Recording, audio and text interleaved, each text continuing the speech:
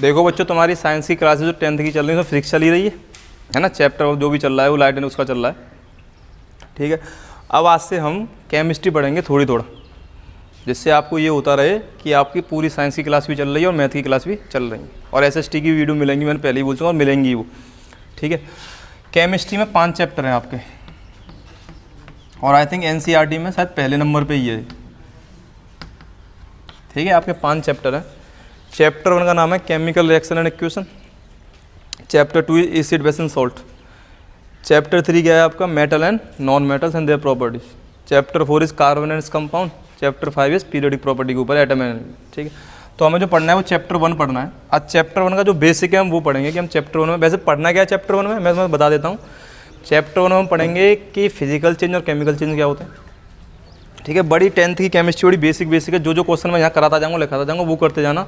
पूरे 5 चैप्टरों में 600-700 क्वेश्चन है, उन्हें याद कर लेना। 30-25 में से 25 नंबर पूरे आ जाएंगे, इससे और की बात गारंटी की बोल रहा हूँ, यहीं पे बोल रहा हूँ और कह रहा हूँ। ये जो नंबर है ना, ये 25 मार्क्स का पोर्शन है हमारा। 25-25-30 ऐसे करके वेरी होता है, कभी कुछ कैसे भी वेरी कर दो, वो बात अलग है। अब जो चैप्टर 1 है उसका नाम क्या है हमारा, chemical reaction and equation. Chemical reaction, ये रिएक्शन है और ये इक्वेशन। इसमें हम पढ़ेंगे पहले केमिकल चेंज और फिजिकल चेंज, फिर हम पढ़ेंगे टाइप ऑफ केमिकल रिएक्शन, और फिर लास्ट में एक बार छोटा सा टॉपिक है कि हम कैसे बैलेंस करते हैं इनको, और एक कोरोजन एंड डेंसिटी। इसके अलावा कुछ है नहीं इस चैप्टर में, 5-6 टॉपिक है। अगर आपका, मैं ये ज़रूर कह रहा हूँ कि अगर आपने ये चैप्टर ढंग से पढ़ लिया तो देखो, chemistry is nothing without equation. Chemistry में इक्वेशन और रिएक्शन ही चलती रहती है, इसके अलावा कुछ है भी नहीं। और दूसरी चीज़ कहा जाता है केमिस्ट्री एक ऐसी बेवफा होती है जो कभी भी याद कर लो सफाई होनी है ना, इसमें कोई गलत बात नहीं है। पर केमिस्ट्री में कंसेप्शन भी बहुत है और एक्सेप्शन भी बहुत है। तुम सब चीज़ अच्छी चलती हो जा रही है, पता पड़ा बीच में ये क्या हो गया, है ना। तो ऐसे मान के चलो, कहते हैं कि मेटल्स आर सॉलिड, है ना, और मेटल्स है high melting and boiling point, लेकिन साथ साथ फिर बोलते हैं कि कुछ ऐसे मेटल भी होते हैं जैसे मरकरी, वो पानी में मिलता है। तो इसलिए केमिस्ट्री का कुछ नहीं पता, कब कहाँ चेंज हो जाए, कब क्या करना है, ऐसा भी हो सकता है। तुम मुझसे क्वेश्चन पूछ रहे हो और मैंने कह दी तुमने मुझ पर आता नहीं हो, तो मैं कहता हूँ ये क्या है, एक्सेप्शन है। तो केमिस्ट्री बड़ी पढ़ाना ईजी है, केमिस्ट्री में कोई इतनी बड़ी दिक्कत की बात नहीं है। पर हम फिर भी जनरल लाइफ से स्टार्ट करते हैं। साइंस को जब जनरल लाइफ से पढ़ोगे तो सब चीज़ समझ में आती है। घर पर दूध देखा होगा, है ना, दूध होता है आराम से, मिल्क होता है, उसको गर्मी में बाहर छोड़ दो तो तुमने देखा होगा कि पानी ऊपर और कुछ अलग अलग क्रीम सी अलग सी हो जाती है और दूध नीचे रह जाता है। ऐसा क्यों होता है, कभी सोचा? देखो होता क्या है कि मिल्क में एक होता है लैक्टोज, लैक्टोज कंपाउंड होता है। पहले सुनो वो क्या होता है, लैक्टोज कंपाउंड होता है। और केमिस्ट्री में कुछ चीज़ें फिक्स हैं कि अगर उसमें बैक्टीरिया होते हैं, हर चीज़ में बैक्टीरिया हैं, मिल्क में अगर बैक्टीरिया हैं तो एक टेम्परेचर वो कम रहे होंगे, लेकिन जैसे उनको एक टेम्परेचर मिल जाता है वो बढ़ जाते हैं। और जैसे वो बढ़ जाते हैं वो क्या करते हैं, लैक्टोज को लैक्टिक एसिड में कन्वर्ट कर देते हैं। और लैक्टिक एसिड में कन्वर्ट होने के कारण वो दूध क्या हो जाता है, वो अलग अलग उसमें हमें दिखता है कि दूध की जो मतलब क्या होता है, पानी पानी सा ऊपर रहता है, मतलब पनीर सा भी जमा लेते हैं। फिर उसमें नींबू निचोड़ के, मतलब घर में जो कर लेते हैं नींबू निचोड़ देते हैं, पनीर सा जम जाता है। वो क्यों जमता है, क्योंकि सिट्रिक एसिड क्या करेगा, बैक्टीरिया की मात्रा बढ़ा देगा और वो क्या लैक्टिक एसिड को ज़्यादा जन्म देगा, ठीक है। और दूसरा सोचो, जैसे फर्मेंटेशन ऑफ ग्रेप्स सुनी होगी ना, दारू को क्या बोलते हैं, अंगूर की देवी। पर एक चीज़ खुद से सोचो, यूँ कहते हैं दारू कैसे बनती है, अंगूर से बनती है ना, ऐसे तो बोलते हैं। पर हम अंगूर खाते हैं, हमें तो नशा होता नहीं है। तो इसका मतलब कुछ ना कुछ हम इसमें केमिकल यूज़ करते होंगे। कैसे करते हैं, फर्मेंटेशन ऑफ ग्रेप्स।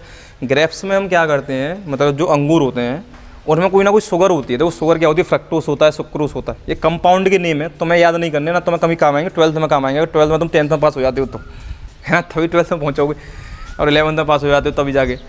तो ये क्या करते हैं हम, एक ईस्ट होता है, ईस्ट के थ्रू क्या करते हैं कि जो उसमें शुगर में मतलब जो ग्रेप्स में शुगर प्रेजेंट है, शुगर क्या होता है, मीठा करता है। जिस चीज़ में कुछ ना कुछ मीठा है उसमें शुगर प्रेजेंट है। ऐसे नहीं चीनी शुगर है, चीनी को इंग्लिश बोलते हैं ना शुगर है, तो ऐसा मतलब नहीं। जिस चीज़ में कुछ ना कुछ मीठा है उसमें कोई ना कोई शुगर प्रेजेंट है।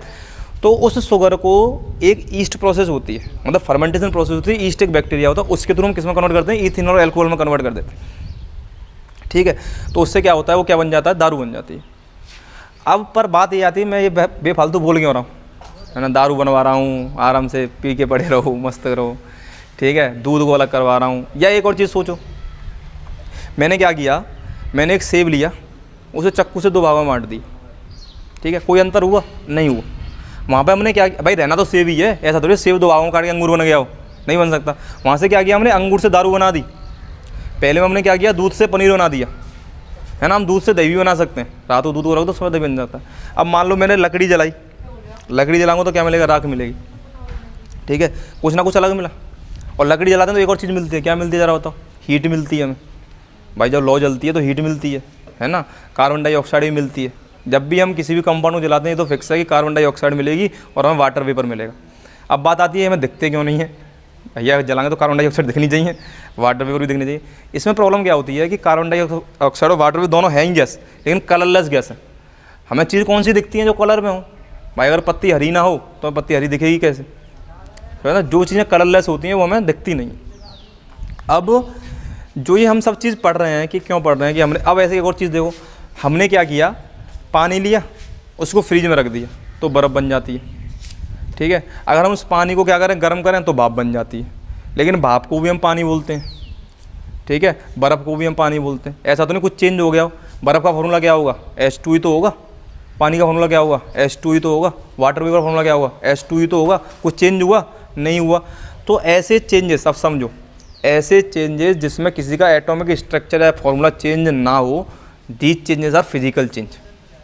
उन्हें हम क्या बोलते हैं, फिजिकल चेंज बोलते हैं। अच्छा, केमिस्ट्री एक्सेप्शन है तो मैं तुम्हें बताऊंगा कि इसमें एक्सेप्शन क्या आते हैं, ठीक है।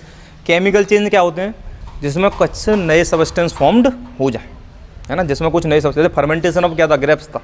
क्या किया हमने, अंगूर को दारू में बदल दिया, है ना।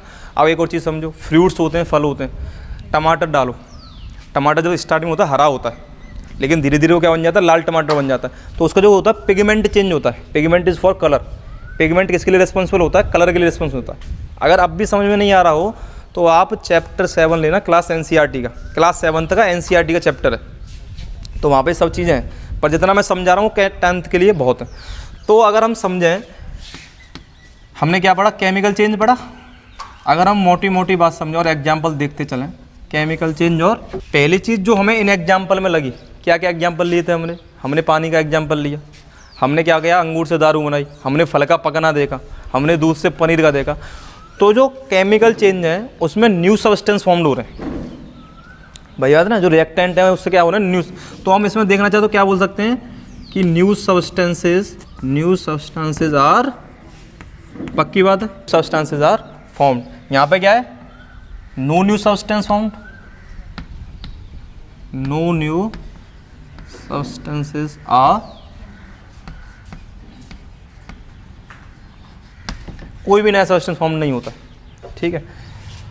अच्छा, जितने भी मेल्टिंग करें, जितनी भी प्रोसेस है, मेल्टिंग है, बॉइलिंग है, फ्रीजिंग है, वेपराइजेशन, ये सब क्या है, ये सब किसके एग्जाम्पल है, फिजिकल चेंज के एग्जाम्पल है। क्योंकि वो केवल उसकी फिजिकल प्रॉपर्टी को चेंज कर पाते हैं, ऐसा नहीं कि हम कोई नया सब्सटेंस बना के देते हो जिससे हम कहीं ना करें। तो हम क्या बोल देंगे, मेल्टिंग, ठीक है, बॉइलिंग, फ्रीजिंग, ये सब क्या है, फिजिकल चेंज है, ठीक है। अगर केमिकल चेंज में लिख ले पे आए तो देखो सबसे पहले क्या हो जाएगा, फर्मेंटेशन ऑफ ग्रेप्स,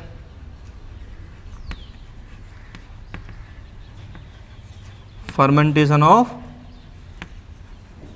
ग्रेप्स हो जाएगा, ठीक है। दूसरा हम क्या ले सकते हैं, अभी हमने पढ़ा था, क्या पढ़ा था, राइपनिंग ऑफ फ्रूट्स,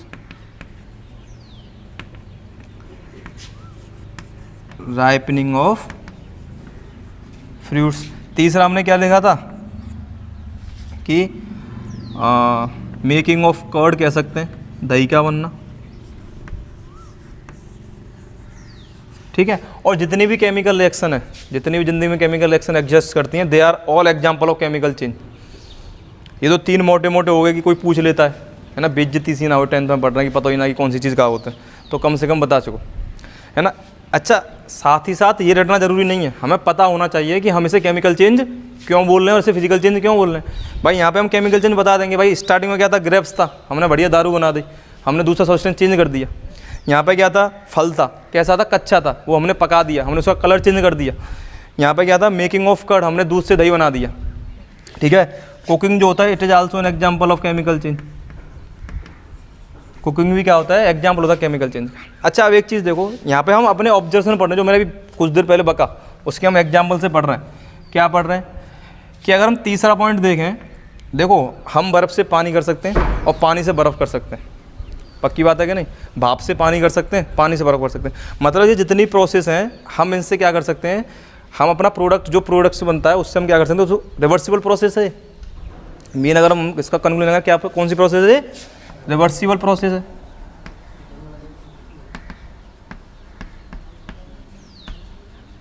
कौन सी प्रोसेस हुई है, रिवर्सिबल प्रोसेस हुई।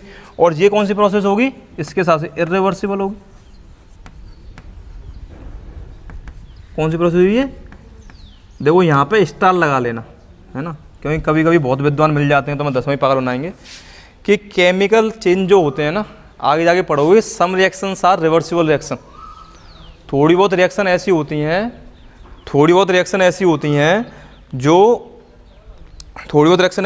जो क्या होती हैं, रिवर्सिबल हो जाती हैं। ठीक है। अच्छा यहाँ पे एक सबसे बड़ा एग्जांपल क्या, जरा देखो, इस पर एक तुम्हारी एक्टिविटीज़ भी है चैप्टर 3 में, पर वो चैप्टर 3 में पढ़ाऊँगा। लोहे में जंग का लगना है ना, कोरोजन बोलते हैं उसे। क्या होता है उसमें कि हमने लोहा बाहर छोड़ दिया, उसे हवा और पानी मिल जाए तो क्या होता है, उसका कलर चेंज हो जाता है, एक मासी मानो। और अगर सोचो पहले था क्या, वो केवल आयरन था, केमिस्ट्री की भाषा में क्या था, केवल आयरन था। उसे क्या मिला, हवा मिल गई, ठीक है, और उसे क्या मिला, पानी मिल गया। पानी पता नहीं कितना मिल जाता है, ठीक है। तो वो जो बनता है वो क्या बनता है, Fe2O3.XH2O। इसे हम बोलते हैं रस्टिंग, इसे ही हम बोलते हैं रस्ट ऑफ आयरन। ठीक है। जितने भी कलर होते हैं लाल, most of the chemical reaction में जितना भी कलर लाल आता है वो आयरन की वजह से आता है। और अगर तुम्हें पता हो जो मंगल ग्रह है, जो मार्स है, वो लाल क्यों है, क्योंकि वहाँ पे आयरन ज़्यादा है। हमारा खून लाल क्यों ज़्यादा होता है, क्योंकि आयरन है। तो ये ध्यान रखना, जिस भी सबस्टेंस में कुछ बन रहा हो, कभी कभी पूछ रहे हैं व्हाट कलर फॉर्म्ड, कि इस सबस्टेंस का प्रोडक्ट कलर क्या फॉर्म्ड होगा, तो मोस्ट ऑफ द प्रेजेंट में अगर आयरन है तो वो लाल ही होता है ना, अगर आयरन है तो लाल है। तो इस वजह से इस चीज़ को ध्यान रखना, रस्टिंग ऑफ आयरन भी इसमें आ जाता है। रेंसिडिटी, घर में जो फूड होता है ना वो चेंज हो जाता है, बुस जाता है, सड़ जाता है, वो भी इसी चीज़ में आता है, क्योंकि क्या होते हैं उससे हमें एटमोसफियर में छोड़ देते हैं, वो उसे चेंज कर देता है। तो ये इसमें मैंने बता दिया कि ये इरिवर्सिबल प्रोसेस है, ठीक है। ये इरिवर्सिबल प्रोसेस समझ में आ गई, लेकिन मैंने कंडीशन भी लगा दी, क्योंकि कुछ रिएक्शन क्या होती है रिवर्सिबल होती है, पर वो हमें यहाँ पढ़नी नहीं है, वो बाहर है मैं, इसलिए मैं अच्छा यहाँ पे एक और चीज़ देखो कि ये हमने कन्वर्ट कर दिया पानी में, और पानी से हम किसको इसमें क्या लिया, बर्फ़ में। तो ये चेंज हुआ, ये परमानेंट नहीं है, ये जो चेंज हुआ ये परमानेंट है, टेम्परेरी है, परमानेंट, टेम्परेरी परमानेंट है, टेम्परेरी चेंज है। तो जो फिजिकल चेंज होते हैं वो कैसे होते हैं, टेम्परेरी होते हैं, ठीक है। फिजिकल चेंज क्या होते हैं, टेम्परेरी होते हैं। और ये कैसे चेंज हुए, इतना ही बहुत है इसके लिए, तुम्हारी 10th के लिए। अब तक शायद 1 नंबर में आता है तो केवल ये पूछा जाता है कि what is the difference between chemical change और फिजिकल चेंज, और गिव वन एग्जांपल। तो क्या बोलोगे, इनमें से किसी एक को लिख दो और कोई एग्जांपल दे दो, एक आराम से 1 नंबर पक्का हो जाएगा। इतने मैंने एग्जांपल लिखा दिए, इससे अलग पूछे जाएंगे नहीं, ये गारंटी की बात है। दूसरी चीज़ अगर समझते हैं, एक बड़ा अच्छा एग्जाम्पल होता है, अच्छा यहाँ पर हम ये भी लिख सकते हैं ना, कटिंग ऑफ वुड। भाई लकड़ी को काटना कोई वो थोड़ी है, फिजिकली चेंज तो हुआ। लेकिन यहाँ पे हम क्या लिख सकते हैं, अगर लिखना चाहें, अगर 5वां एग्जाम्पल, 5वां तो ये हो गया, 6वां एग्जाम्पल क्या हो सकता है, बर्निंग ऑफ वुड।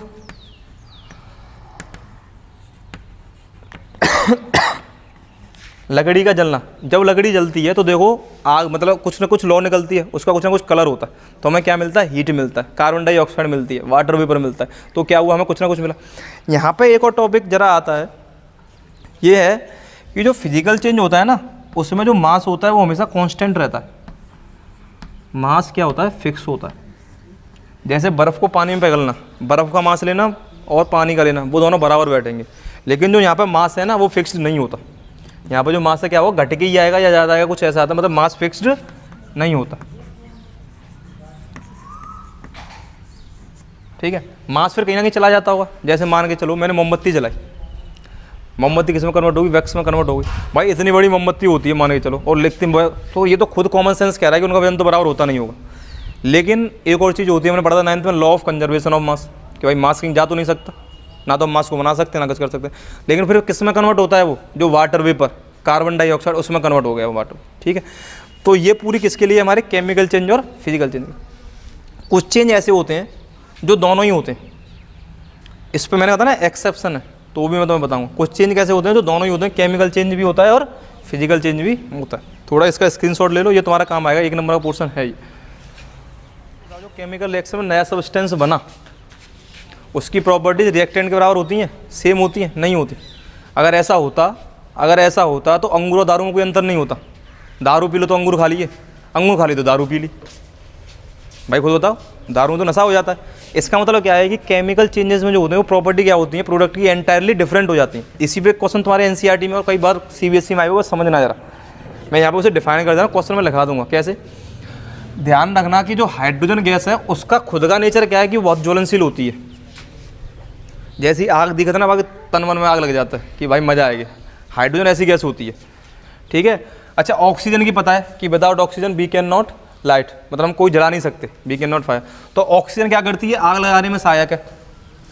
हाइड्रोजन क्या है कि इसका नेचर है कि इसमें मतलब गर्माई भड़कती रहती है, ये क्या है, आग लगाने में सहायक है। और लेकिन तुमने देखा हो इन दोनों से मिल गया बनता है जो आग को बुझा देता है। भाई पानी तो बनता है, ये आग खुद इसका नेचर कैसा है कि खुद ज्वलनशील है, इनफ्लेमेबल है। ये क्या करती है, सपोर्ट करती है आग जलाने में, लेकिन ये क्या बना ऐसा कि जो आग को बुझा देता है। तो इसका मतलब यही है कि जो प्रोडक्ट की प्रॉपर्टी है that are entirely different from property of reactant. और ये केवल केमिस्ट्री में हो सकता है, लेकिन घर में मम्मी पापा दोनों हो ना तो वो ज्वलनशील का वो ज्वाला ही बनता है, तो क्या बोलते हैं, लावा निकला हो। लेकिन ना, केमिस्ट्री में कुछ भी हो सकता है। तो ये क्वेश्चन है ना, H2 is inflammable gas, oxygen is suppose to support fire, but the product H2 is coolant की तरह काम करता है। ऐसा क्यों होता है, क्योंकि तुम्हें केवल एक यही आंसर लिखना है। क्या लिखना है कि the entire property of product is different from reactant, सीधी सी बात है, ठीक। अब यहाँ पे बर्निंग ऑफ कैंडल हम समझ रहे थे, जब भी मोमबत्ती जलती है तो वो वाली बात है ना, बर्निंग ऑफ वुड, लाइट जलेगी तो क्या होगा, कार्बन डाइऑक्साइड निकलेगी और वाटर वेपर निकलेगा। लेकिन साथ ही साथ क्या हो रहा होता है कि जो मोमबत्ती पिघलती है उससे वैक्स बनती है, और वैक्स पिघलने से क्या होगा, हम वैक्स से मोमबत्ती बना सकते हैं। भाई फिजिकल चेंज में ये बड़ा एक अच्छा चीज़ है कि जो भी चीज़ बनती है हम उससे उसको द्वारा ले सकते हैं प्रोडक्ट को, है, तभी तो रिवर्सिबल बोलते हैं। इसलिए हम बर्निंग ऑफ कैंडल को क्या बोलते हैं, both physical change and chemical change. Physical change क्यों बोलेंगे, मोमबत्ती पिघली, वैक्स बनी, उससे मोमबत्ती बना सकते हैं। केमिकल चेंज क्यों बोलेंगे, क्योंकि जो लाइट जलती है, बर्निंग जो होती है, फ्लेम होती है, उसमें क्या जलता है, कार्बन डाइऑक्साइड और वाटर वेपर। समझ में आ गया, अपने आप नोट्स तैयार कर लेना, ठीक है। Burning of candle. अच्छा, एक और चीज़ और यहाँ पर समझना है ना, बड़ी अच्छी चीज़ बता के जा रहा हूँ, और उसको तुम्हें नेट पे भी देखोगे तो बड़ा यही जो चीज़ है कि हम दोबारा उससे ऑब्जर्व कर सकते हैं। इसी चक्कर में क्या होता है, बड़ा लफड़ा हो गया एक चीज़ में। अगर हम शुगर मिलाएं पानी में, अगर हमने चीनी मिलाई पानी में, तो that is always physical change. क्यों बोलते हैं और ऐसा क्यों कहते हैं कि अगर पानी को धूप में रख दो, पानी उड़ जाएगा, चीनी बचेगी। भाई साल्ट हम ऐसी तो निकालते हैं, जो प्रोसेस होती है क्या करते हैं, वेपराइजेशन प्रोसेस यूज़ करते हैं कि अगर पानी में साल्ट मिला हुआ है, पानी को उड़ा दो, साल्ट बच जाएगा। तो इसे हम क्या बोलते हैं, वेपराइजेशन प्रोसेस बोलते हैं। तो वो क्या होती है, वेपराइजेशन होती है। अब एक चीज़ सोचो कि जैसे ही मैंने पानी को किस में मिलाया, मैंने चीनी को किस में मिलाया, पानी को, मतलब when sugar dissolve in water, when sugar dissolve in water, तो हमें पता है हम इसको क्या बोलेंगे, फिजिकल चेंज बोलेंगे।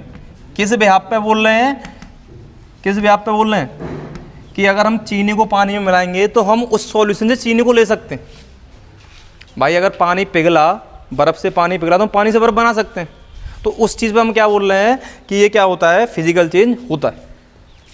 अच्छा, इस हिसाब से क्या होना चाहिए था, अगर हम सॉल्ट को भी वाटर में मिलाएं, डिसोल्यूशन ऑफ सॉल्ट, हमने क्या किया, सॉल्ट को भी किस में मिला दिया, वाटर में मिला दिया। और भाई वेपराइजेशन की प्रोसेस तो हमें ये भी मिल जाता, समझ रहे हो। तो ये भी कैसा होना चाहिए, फिजिकल चेंज होना चाहिए था, लेकिन नहीं होता।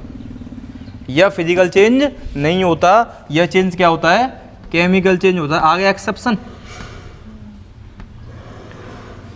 भाई इस पर डिबेट क्यों है, इस पर डिबेट केवल इसी वजह से है क्योंकि वेपराइजेशन के द्वारा तो हम इसको भी निकाल सकते हैं कि जो भाई हमने सॉल्ट मिलाया था, सॉल्ट हमें मिल गया। लेकिन प्रॉब्लम क्या होती है, अगर तुम चैप्टर 3 में पढ़ोगे कि ये कंपाउंड होता है इलेक्ट्रोलाइट, सॉल्ट इज क्या होता है, NaCl।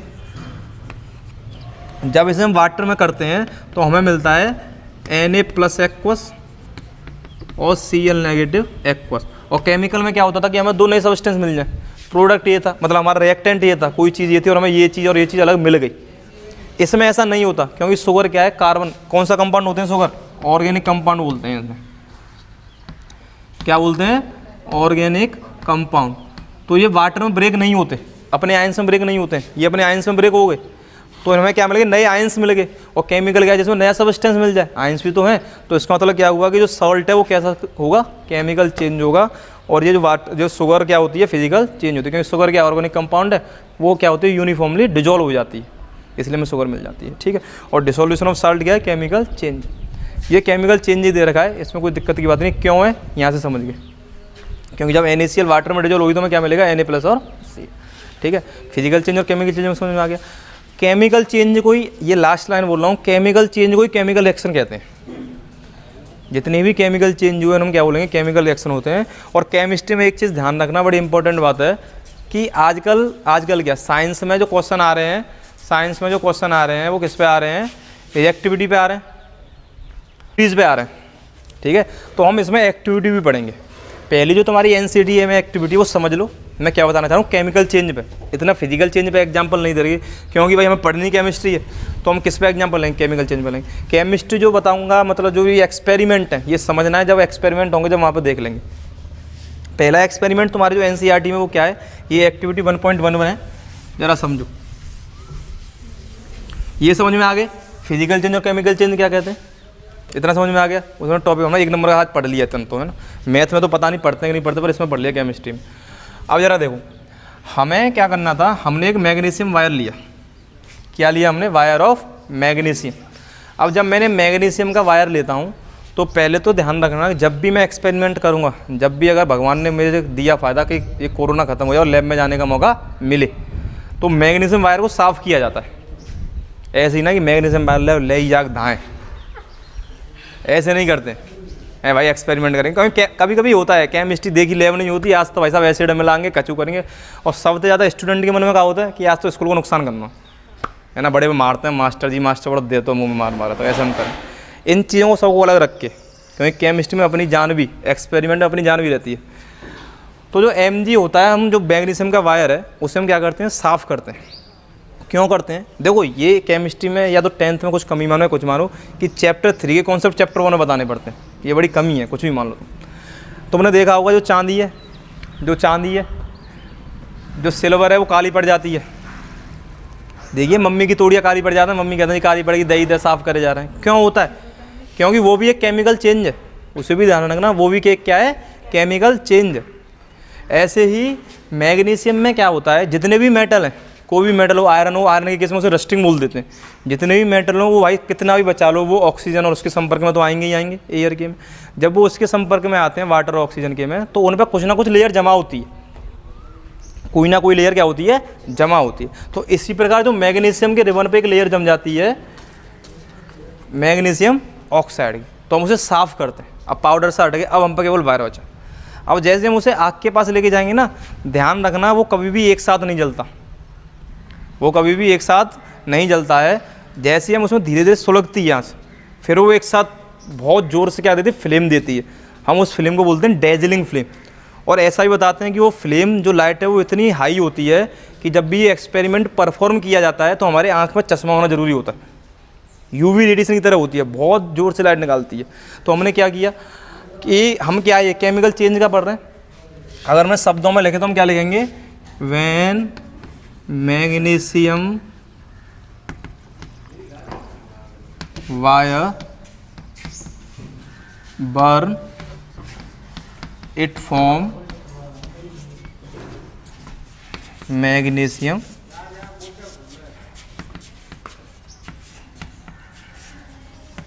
ये तुम्हारी एक्टिविटी थी। इसमें क्वेश्चन पूछा जाता है कि why does the magnesium wire clean before burning, तो बता दोगे to clean layer of magnesium oxide. इसमें फिल्म कैसी होती है? डेजलिंग, बहुत जोरदार फिल्म निकलती है, बहुत चमकती हुई लाइट निकलती है और कभी भी एक साथ नहीं जलता है, ऐसे नहीं, मतलब ऐसे कहते ना कि थोड़े पकड़े खड़े जाते, तो क्या बोलते फुलझड़ी। देखिए फुलझड़ी नौकर लेते रहेंगे, नौकर के बैठे रहेंगे वहाँ फुलझड़ी में, पर लगेगी ना भाई पता ना कब जल जाए, है ना। सेम फुलझड़ी तरह जलता है, पहले थोड़ा टाइम लगेगा, फिर एक संग स्पार्क करता है। स्पार्क मतलब एक डेजलिंग फ्लेम के साथ जलता है बहुत तेज। ठीक है, अब हम आगे कंटिन्यूस करेंगे।